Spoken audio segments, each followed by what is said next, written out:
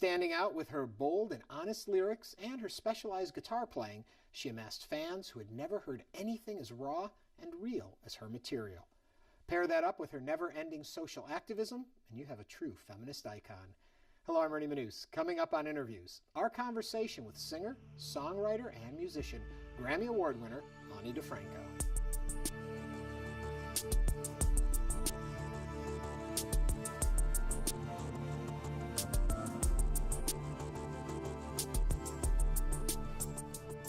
How do you classify the music you do? I never really know.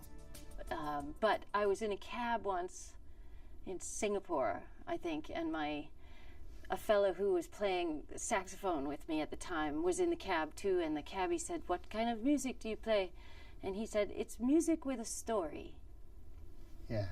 I thought that was a good way of just in a sentence saying what kind of music it is. When you say you're in Singapore and it is music with a story, yeah. Do you find throughout the world people understand the songs the same way, or do you notice a difference?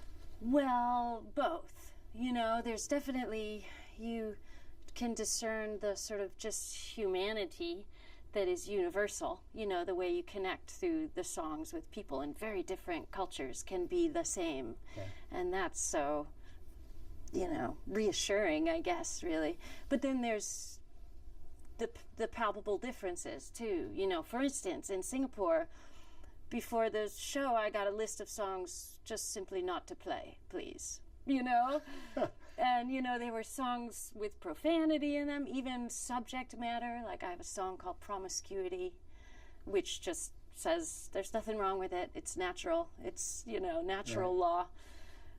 They didn't want to hear that one, you know? So it's, you know, and I remember being in Italy, and I, of course, was allowed to play that song because it's a somewhat more free society. But boy, did they react to it much more than, say, Americans do, you know, Really? being a very Catholic culture still. Do you find, and we'll get into your life a bit in a minute, but do you find that your stories resonate with a larger audience, or is it the fact that they are personal to you and so real to you that that's what they react to? Well, I think there's a resonance, you know. I mean, I don't think, it doesn't seem to me that, especially the people who really take the songs in, you know, to heart, and it's not about observing, you know, something. It's about connecting with it, you know. So, I mean, I've often found that even if you write something very specific to yourself, you know, there's nothing unique to yourself. It's all universal, you know. So that sort of private and personal realm, I stopped believing in a long time ago, you know, because it's all shared experience. It doesn't matter what it is. And if you could sort of get the balls to say it, you know, I have also found there's going to be a lot more people who are going to go, "Oh, me too," than are going to, you know, push back. Is there a comfort in that? Oh, yeah. Extreme comfort. I mean, you know, it's this sort of cycle of, you know, I write, I don't know, just to try to heal myself, and then it makes somebody else feel less alone, and then I feel less alone connecting with them, and, you know, that's the process of music that is so life-affirming. Do you find, though, over the years as you've written, the subject matter you're writing about, the stories you're telling change as you change, does that then change the audience that's reacting to them? Well, yeah. I mean, I imagine people come and go based on whether they find themselves in the art or not, you know, or interest in it. So I guess that would sort of organically mutate over the years. What I've experienced a lot lately is people who have been listening for 20 plus years, and I meet a lot of people on the street who are like, "I've been on the whole journey with you." You know, I was a young, you know, full of myself pup, you know, gonna change the world, and now I'm a parent, and then this and that, and, you know, and just people saying, "It's been great to see, you know, to be on that same kind of journey with you, and have it all in your music to relate to." Yeah. Take me all the way back. Was there a voice within you screaming to get out, and that's what started you on this? Or was it, hey, I can play this guitar. Hey, I like these songs. What was the motivation to start? I think screaming spleen was really the thing. Yeah. I mean, I had an unhappy family that I came up in, you know, so that was just it. I needed to get things out of my body, you know, and you know, just my little finite experience tells me so much that, you know, in times of, especially in times of economic hardship, and the last thing you do is cut arts in the schools, you know, because children who are struggling need outlets, you know, and art is so important, you know, for people of any age to release themselves, to heal themselves, you know. So that was what it was about for me from the beginning. I used to do all sorts of things. I was dancing and painting and just anything to express what I needed to. Yeah. There comes a point, though, so you go off on your own, in a sense, or your family leaves you off on your own. You go from what would be hard, dealing with that screaming voice, into what I think is a really hard situation for a younger. You're emancipated at 15? How do you find the voice, the strength to go through that? Well, I mean, you know, my life compared to so many others was not that hard. You know, I mean, I had parents who supported me, who, you know, loved me to the best of their ability at the time, you know, and so that's a huge piece of anybody's puzzle. Yeah. Now, they were, yes, my family started fracturing, and there was all kinds of mayhem starting when I was 8 or 9. So by the time I was 15, that whole scenario was done, and but by that time I had been raised to be such an independent person that I found myself capable. I just did it. I finished high school at 16. You know, I went to the administration of my high school and I said, okay, I am working, you know, I have my own apartment. I'm spending way too much time in this school, learning way too little. Yeah. So this is my plan to do it in 3 years. And, you know, if you don't agree to it, I'm going to drop out. And they were like, okay. That was the beginning of my, how about we do it my way, path through this world. So anyway, I just, you know, I was sort of passing in the adult world early on. I feel like I was an adult before I was really a kid. You know, it wasn't until I had established myself in music, you know, by hook or by crook, and I was in my early 20s that I was able to, like, misbehave, goof off, relax. When you go back to that earlier work that came out during those teen years and the stuff you wrote then, are the emotions the same when you revisit those songs, or do you look at them now through these eyes at how you are today? It's definitely all through the lens of today. You know, I still do sing songs that are 20, even more than 20 years old. And they still mean something, but it's a different something. You know, even the same words sung by a different person, which I am now compared to then, they have a different meaning. You know, the very same words, you know, the intention that you bring to it colors it so much.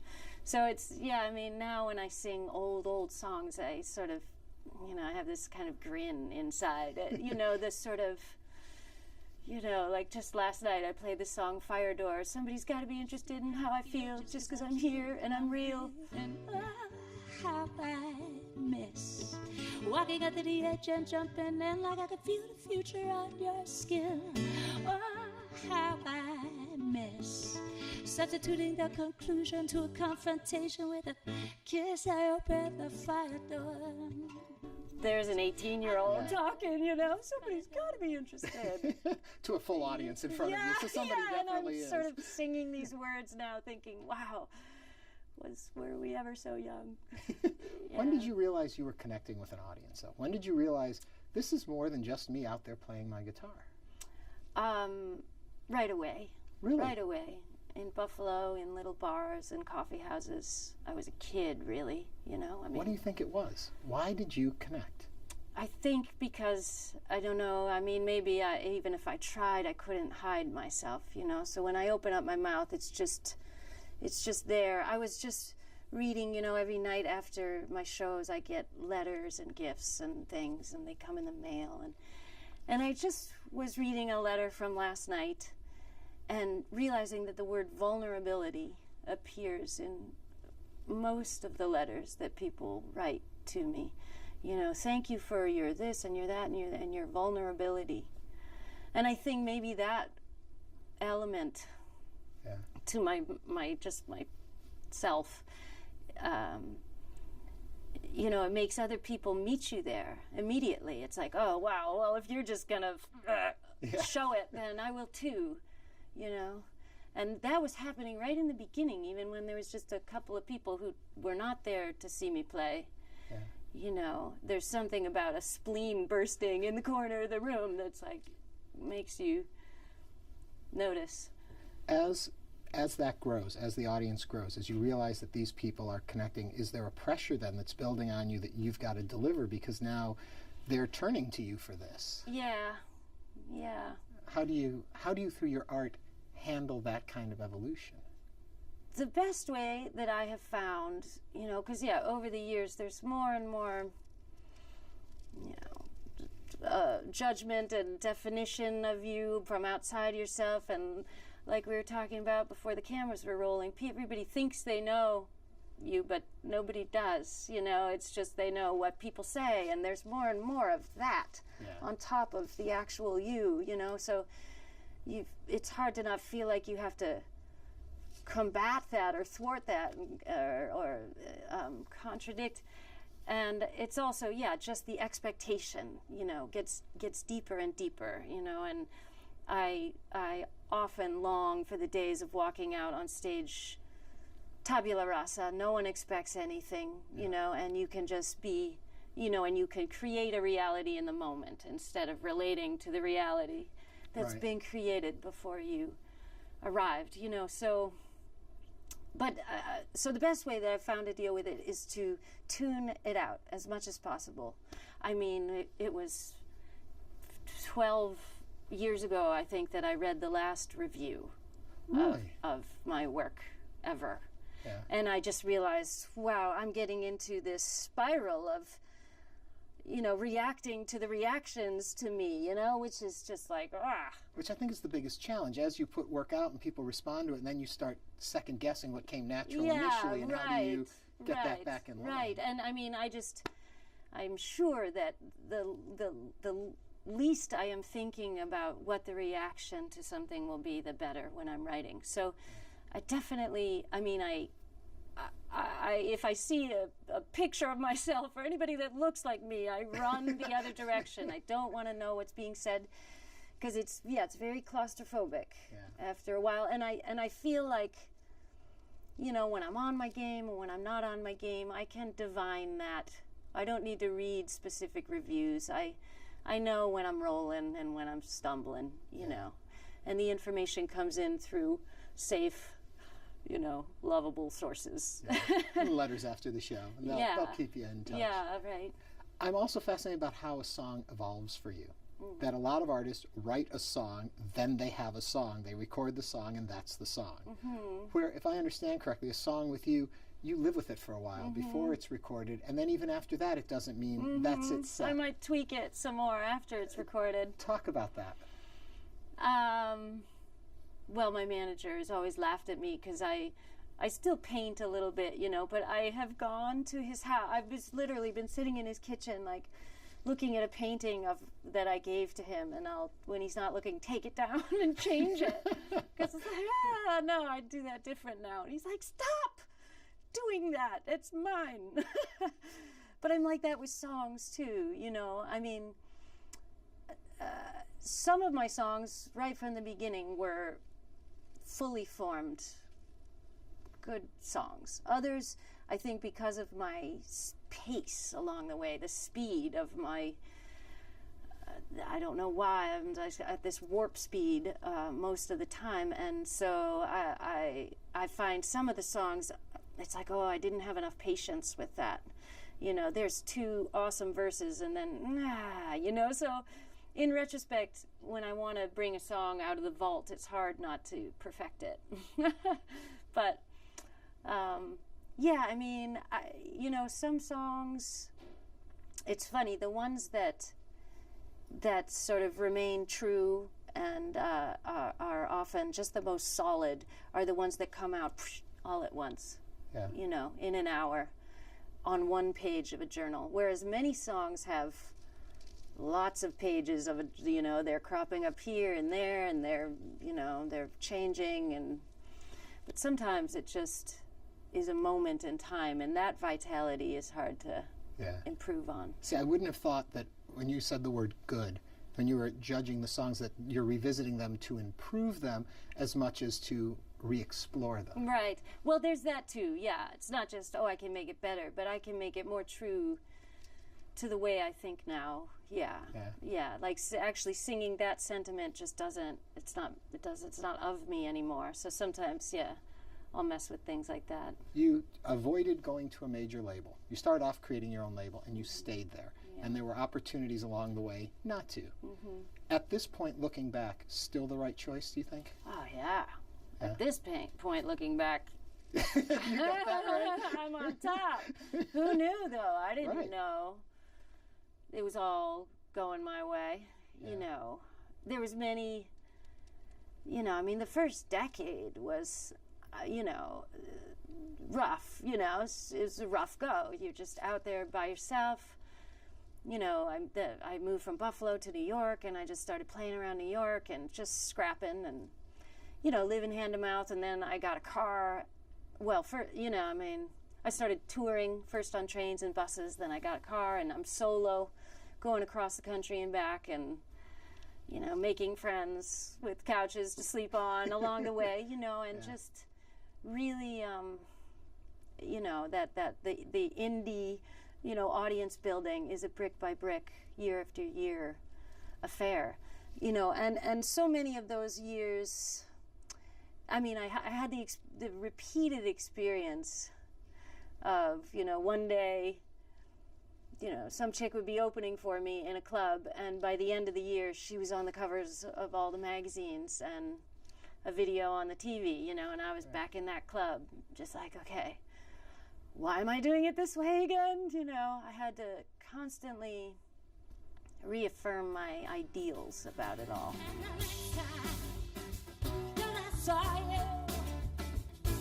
You were larger than life.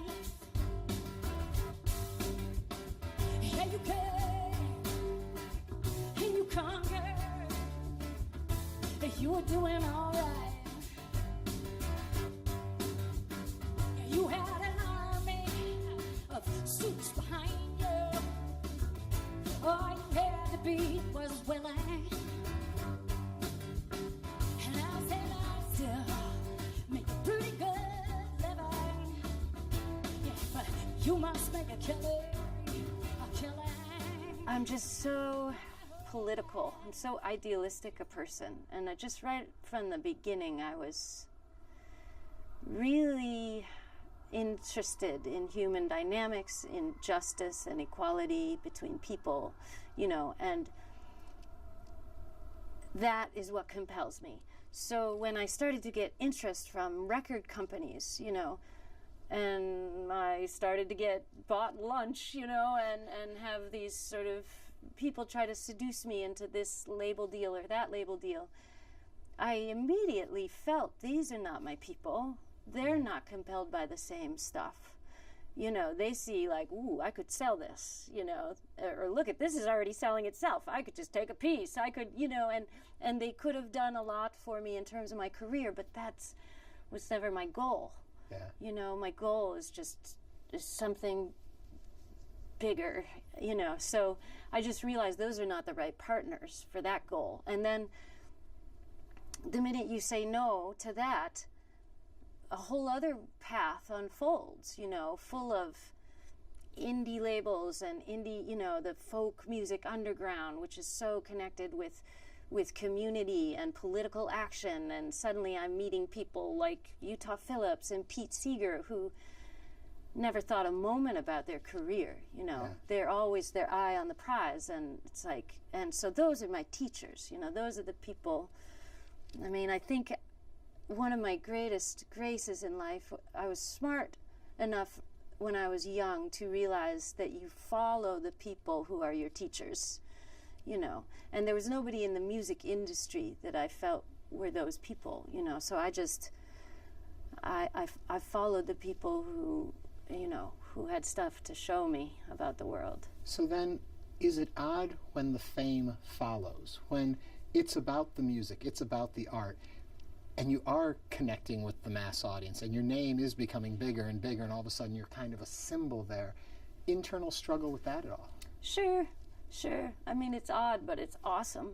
I mean, how many people get to just have that happen when they're doing their thing? It's, you know, I'm so lucky, so I'm very aware of that. And, you know, it's funny, I feel like I'm over the hurdle. There was a few years in there where, you know, people were crying, sell out, or, you know, because I was selling out a venue or something. They're thinking, this means I must be one of them now or something. And that was hard. That was hard to take, that kind of backlash, you know.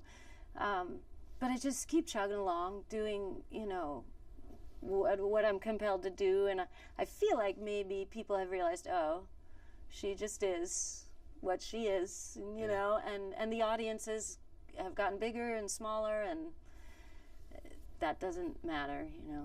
Yeah. Something else I do want to talk about that's unique unto you is the way you play the guitar. Where did that come from? And you had a teacher early on. Yeah. Is it borrowing from him, the way you play, or was it something that just came out of you?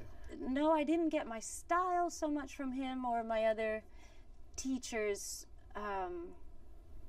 I just got my love of, you know, sort of the possibilities, I think, of the guitar and what you can do with it. You know, it's such the perfect instrument to back up a voice, you know. So because it's, you know, it's got a pretty wide sonic range. It's a percussion instrument as well as a melodic instrument. So I think those things appealed to me early on, and especially once I started playing solo, you know, I think I kind of arrived at my playing style, very percussive and, you know, syncopated, and as a sort of a survival skill. Again, like back in those bars, playing for people who are not necessarily interested and trying to get their them attention. Interested. Yeah. I heard the sound you bite as your wheels hit the gravel, then your engine in the driveway cutting off. Then I pushed through the screen door and I stood out on the porch, thinking fight, fight, fight at all costs. But instead I let you in, just like I've always done, and I sat you down and offered you a beer. And across the kitchen table I fired several rounds, but you were still sitting there, and the smoke cleared and you came crawling back to say that you wanna make it in the end. Let me count the ways that I abhor you. And the guitar I love so much too because it's a very dynamic instrument. You know, you can just tickle it or you can snap it, and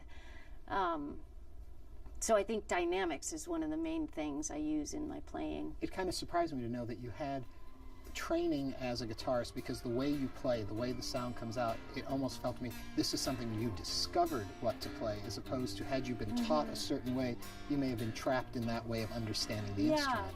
Yeah. I mean, I'm one part jealous of my musician friends who speak the language of music and can read it and write it and such.